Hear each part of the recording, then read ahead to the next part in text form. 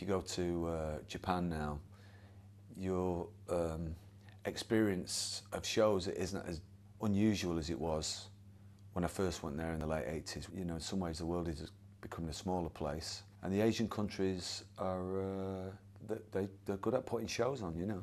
So when you say not as unusual, what do you mean? Well, culturally it used to be a little weirder. Rock culture and the internet has kind of equalised a lot of things. You know, conditions for playing, you know, shows, technical, boring things like that are pretty handy, you know, and you know, it's easier to get better equipment and you sound better and there are more places to play.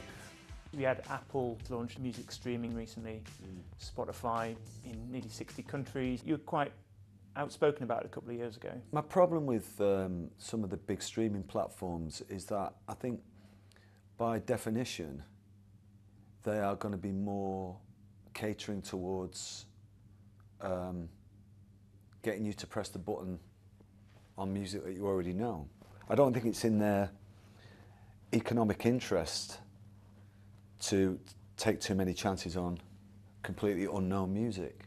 At the same time, if you would have said to me when I was 15 that I could be walking down the street and on a whim I could take a little device out of my pocket and just suck some music out of the air and straight into my ears, I would have just said, you know, get me a time machine and I'll climb in it and take you with me, you know. So I do understand the kind of convenience of it. A big part of it seems to be for the music industry. People aren't really getting paid because they don't get a lot of streams. Yeah. And this kind of obviously holds people back. So Well, that's definitely what's true. the answer? Well, that's definitely true, and I absolutely don't have the answer to that.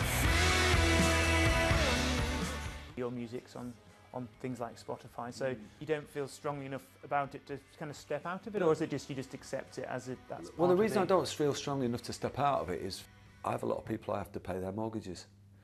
You know, simple as that. You know, I have people on my payroll, you know.